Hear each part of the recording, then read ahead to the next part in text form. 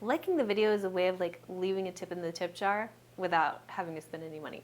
It's the coolest thing ever. Just like it. Eventually, when all your internet history is on the blockchain, maybe that will affect what schools your great-grandchildren get into. I'm wired in today because I just got back from traveling to Mexico, where I was for religious purposes, and I packed an adapter that goes to my microphone, and I didn't end up bringing my microphone, but I brought the adapter, and now I don't know where it is. One headline I liked from the week is actually just a tweet from Swift on Security. It says, do you want a idea? If you build a house with LED lights that are always on, saving money on switch installation, it would probably still save you money across 10 years and extend LED life from not having heat cycling stress. So this type of relentless efficiency makes me think of Mars and Capricorn, which Mars enters Capricorn this week, and also this type of cost cutting. I'm sorry if I sound weird also because I'm getting an echo because of these headphones. Anyway, this type of relentless cost cutting at the expense of our health is indicative of what's coming towards us with Pluto entering Aquarius for a second time later in January. And then later this year, Pluto will enter Aquarius, and it will stay there for the next 20 years or so. So yeah, cost cutting at the expense of our health, because the point is to save money, not for mutual flourishing.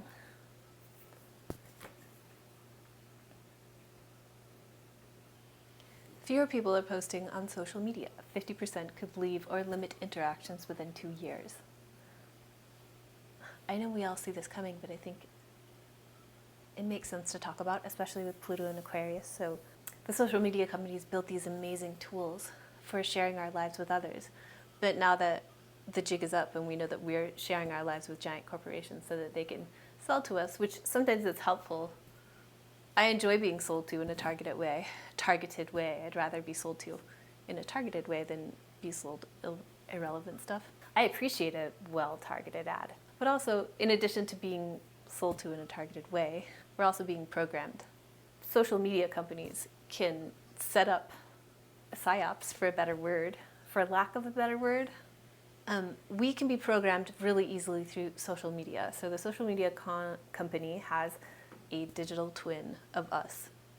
It's like a model, a behavior model of each of us in their system. And they can show us content according to how they'd like us to behave.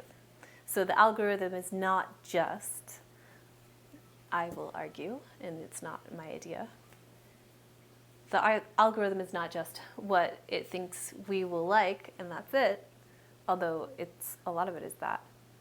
It can also be, here's a demographic, what happens if we show this demographic these things that we think that this demographic will like, as opposed to these other things, and how will this demographic's behavior change?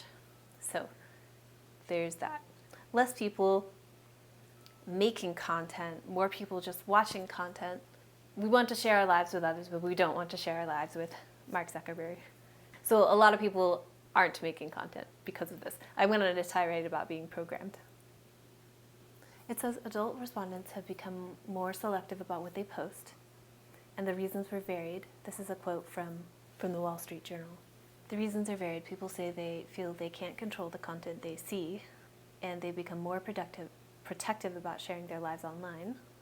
They also say the fun of social media has fizzled. So social media is just becoming more like cable television, where like a few people who are like people who want to make content professionally and care about all the algorithm stuff that gets them shown to people, they're going to make content, and normal people are not going to make content. They're going to go back to IRL, which is probably good.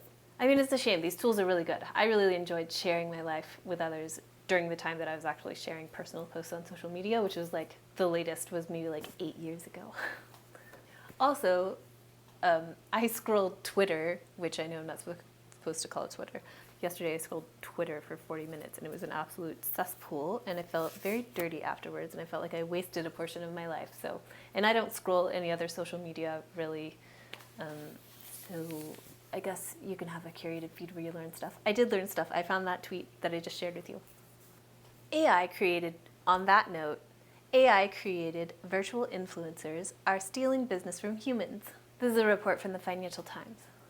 So I'm not even going to read the article, I'm just going to talk about the headline. So we have less people creating content, but the volume of content that you need to create to get yourself seen or shown to humans, scrolling humans, by the algorithm is ungodly. It is an absolute astronomical volume of content.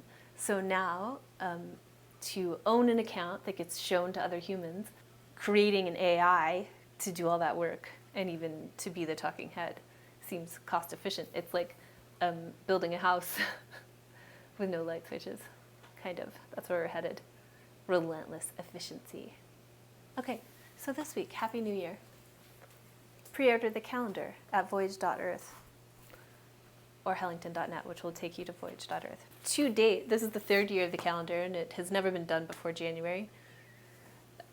I hope one day. It's not done yet. So, because I went to Mexico for 7 days for religious purposes. So I feel like a giant snake wraps itself around this week. The moon makes helpful aspects with Pluto at the beginning and at the end of this week. And something about Pluto's destructive powers can be absolutely devastating. But if you wield this power effectively, you can be absolutely devastating to the things you want to accomplish in a good way. That's a weird sentence. But harnessing the power of this week is what I'm thinking. Some of it's not going to be pretty, but it's got like that, like you just drank an energy drink or something, or you just consumed an input that gives you real sustainable energy, and you're clear-headed, and you can get things done. So Monday, Happy New Year. The New Year is not real. It's real because we all observe it, but a more real form of time would be observing the giant astronomical clock that we live in. In Mexico, next to the basilica, the pair of basilicae dedicated to Mary, which, please correct me, I forget exactly where it is. Anyway, there's a square and there's a zodiacal clock. There's an astrological clock in this, next to this like church from the 1700s, and another one built sometime in the 20th century. And it has Mary in its center.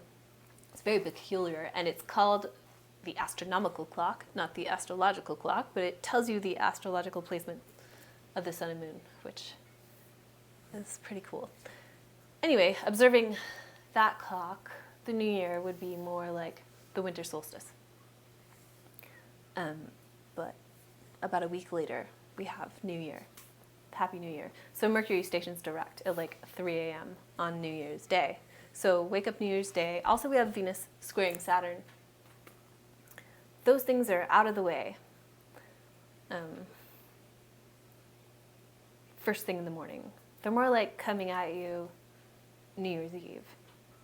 Venus square Saturn, we have like, Venus is like a burst of energy wanting to head towards some sort of pleasure or relational situation or art-making situation, and we hit a wall. With Saturn in Pisces, it's more of like a hidden wall.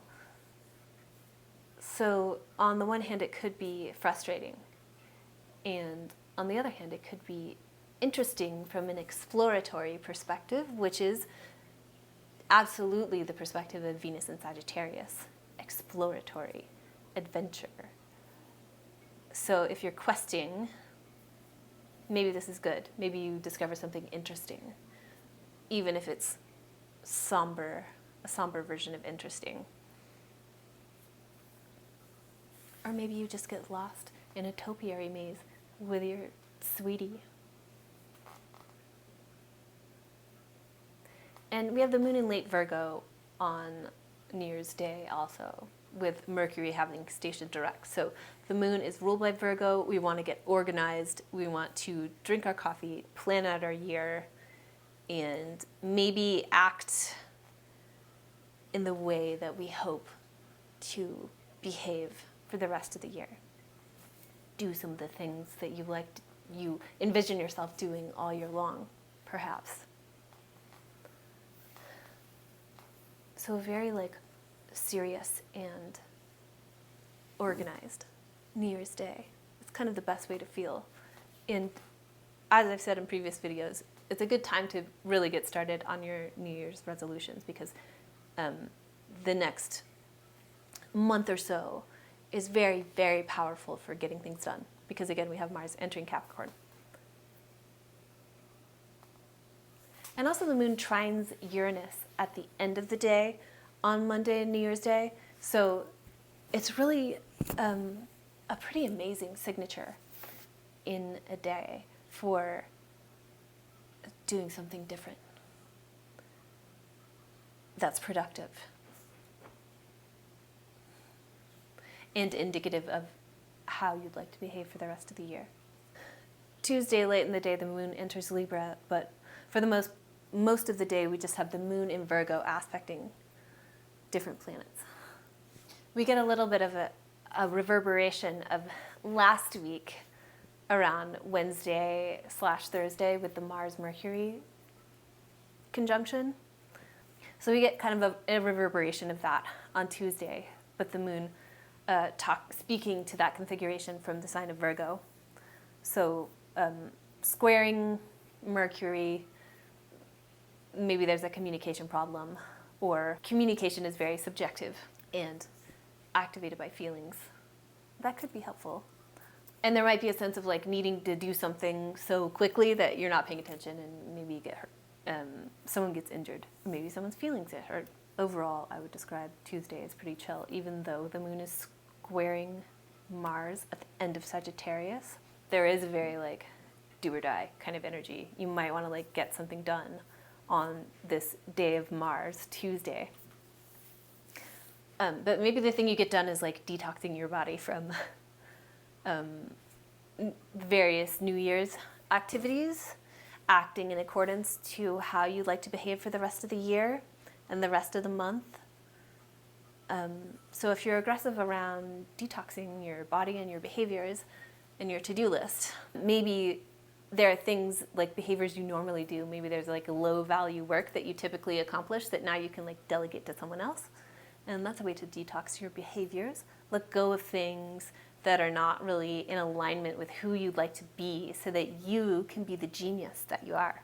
And the moon enters Libra late Tuesday evening, Tuesday afternoon. So that's the moon with the south node again. So Wednesday could be kind of cute, but take it super seriously. Just kind of the end of New Year's Eve / Monday with Venus squaring Saturn. Venus is coming off that square with Saturn, but still intimately entangled. There's a little more levity, but we have the moon with the south node in Libra. So maybe you can orient yourself to, working towards a lasting truce or some sort of lasting peace in whatever situation the area of Libra represents in your life, as well as Sagittarius and Pisces. The quest of Venus and Sagittarius is now kind of I don't want to say a little extra bogged down with Venus also coming off a square with Saturn, but there's a seriousness, a heaviness, a detachment of the moon traveling through Libra, even though the moon is going to sextile Venus and Sagittarius on this day. So again, cute. There's an opportunity to take something Venusian really seriously and let go of some baggage around that quest or whatever. Also later in the day on Wednesday, the moon squares the sun. So that's the moon winding down into its last phase before the dark moon. The dark moon is on January 11th. I don't talk about moon-sun aspects a ton, but I like to acknowledge them, and especially for this week, which is a very big week for setting the tone for the rest of the year. Just this year in particular, we have a lot of astrological signatures that invite opportunities to really make changes and to really be disciplined and be the person that we want to be. So with the moon squaring the sun in the middle of the week, late Wednesday, I like the adage, nothing changes if nothing changes. So on Thursday, Mars enters Capricorn, which is the best place, the best section of the sky in relation to the Earth for Mars to be transiting. Mars is very effective in Capricorn because Saturn's sign slows down and cools the impulsivity and heat of Mars. It makes the violence or just the energetic drive more strategic. And a lot of Mars in Capricorn pertains to positioning. Mars in Capricorn is very good at using the system towards its ends to accomplish its goals. It's like the general in the commanding position. In Feng Shui, we have the idea of the command position, which is the place in the room where you can see everything and your back is protected. That's Mars in Capricorn. So we have access for roughly the next 6 weeks to a flavor of energy, a style of using our energy directed towards a mission that doesn't fizzle out easily. Another thing about Mars in Capricorn or Mars in Saturn signs, Mars-Saturn signatures can be very frustrating.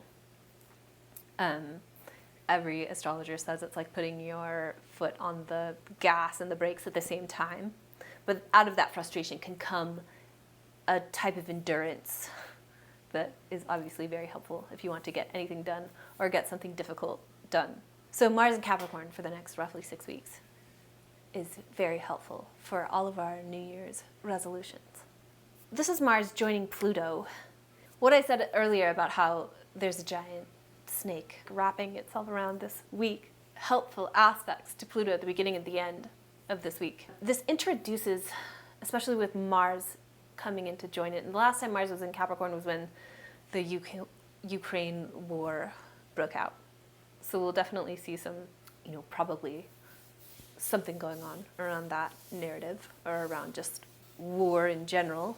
But this, everything heading into Capricorn, where in mid-January we have Pluto entering Aquarius for a second time, continuing Pluto's transition to permanently transiting Aquarius at the end of this year. This week introduces a kind of grand finale of Pluto in Capricorn, which began in 2008. And we know that the mortgage crisis began in 2008, and also Bitcoin's the first block was mined, I think, in 2008. Either that or the paper. I think the white paper was written when Pluto was in Sagittarius still. This whole changing of the system and corruption within the system, and everybody recognizing that the whole system is corrupt. We're getting a grand finale of that, where instead of systems being systems, with Pluto in Aquarius, systems will be, masquerading as bands of brothers to join, like special interest groups, I guess. It's not a very good way to put it. The masses, the site of power will move from just institutioning to institutions, activating within groups that people can identify with, activating within the divisiveness that tears groups apart, of which the astrology community is sadly one, which is very sad, because we're supposed to be able to see this coming. So yeah, this week with Pluto entering Capricorn, we have a longer term cycle of time. It's pointing to this 2008 through now, Pluto and Capricorn transit, and it's sort of activating the grand finale. And again, your getting things done game can go very strong and hard for about the next 6 weeks. So on Friday, we have a difficult aspect with Pluto, and also the moon enters Scorpio early in the morning. So we have kind of some ick vibes and perhaps some impulse control to manage. And the moon in Scorpio sextiles Mars also. So that's the fallen moon, the moon in Scorpio, sextiling Mars, exalted in Capricorn. So it's the best version of the moon transiting Scorpio is when it is governed by Mars, exalted in Capricorn. I think of like this part of Friday as kind of like, are there any boils you need to lance in your life? It's like lancing a boil. It's satisfying, it's not pretty, but it must be done. Something gross bursts and you can take care of it. You need to take care of it. You don't want to. It doesn't feel good, but you are able to do it effectively. Friday has a real energy of like getting things under control. You know, earlier in the week, it's a very empowering week. And since we came off of like New Year's and party time, Friday could be a look of like, you know, maybe that you celebrated this a little too hard. You need to like put your nose to the grindstone a little more on Friday, get things under control with the moon trining Saturn. The fallen moon trining Saturn in Pisces. Again, there's work to be done. It needs to get done. Don't take shortcuts. The moon will oppose Jupiter in Taurus on Friday also. So you can have an uplifting end if you get your done. Even if you don't, honestly, because like God forgives you no matter what. So you didn't get your shit done. Did you scroll Twitter for 40 minutes on Friday? Did you eat like garbage again? Did you not like, you know, do all those behaviors of the new version of you that you envision? It's okay. Friday can have an uplifting crescendo, but with all these Capricorn placements and the fallen moon, I would recommend not doing that. But if you do it, it's okay. That's what you needed to do. So Saturday, we just have the moon sextiling the sun. Again, moon-sun things. The moon is always aspecting the sun. But with this week, thinking about, you know, there's an opportunity to observe, again, your potentials, to connect with your potentials. Maybe earlier this week, you figure out what that really means to you. What's authentic to you? What are the potentials that you want to take advantage of over the course of the coming year? What do you want to establish? Hopefully you thought about this earlier and you can connect with it. There's an opportunity to connect with that on Saturday. As well as the moon is also opposing Uranus. So on Monday/Tuesday, the moon was trining Uranus. So there was like, it was very easy to do things different. With the moon in Scorpio, the fallen moon opposing Uranus, it's not going to be so easy. You might encounter difficulty maintaining those behaviors. And, you know, possibly you're idealizing this version of yourself that maybe it needs to be like pared back a little bit. Maybe way less than what you originally envisioned is what you need to be doing. I always do this. I have this crazy pie-in-the-sky version of like everything I want to do and the way I want to do things. And it turns out that maybe like 5% of that is feasible. And I need to readjust my goals to understand, to not feel like a failure if I'm doing 5% of what I originally envisioned. To just like understand that the original vision is outlandish. That doesn't make you doing 5% of it a failure. So Saturday, it's a little harder to do the New Year's resolution version of ourselves, possibly. And that will pertain to whatever part of your chart is Scorpio and Taurus. And I have a free course on how to read your own chart if you don't know how to read your chart or what part of your chart Scorpio and Taurus are. You can get that on voyage.earth.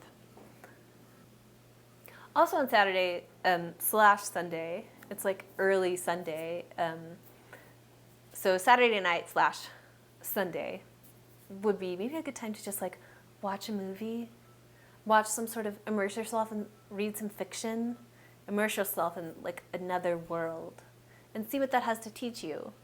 The realm of Pisces has a lot to teach us about what we can make real right now with Saturn moving through it. So you could be maybe disillusioned by past fantasies, but also what type of building can you do? Speaking of the ideal, watching movies is a really good way to do that. Or use your early release secret prototype of the Apple headset that you have because you work at Apple to watch a movie or read a work of fiction. So on Sunday, we just have the moon sextiling Pluto. Again, there's that beneficial aspect to Pluto. And then in the middle of the day, the moon will enter Sagittarius, so it will be go time. So wake your ass up early on Sunday morning if you can. I hope I do that. I hope I'm not telling you to do that and then I don't do that.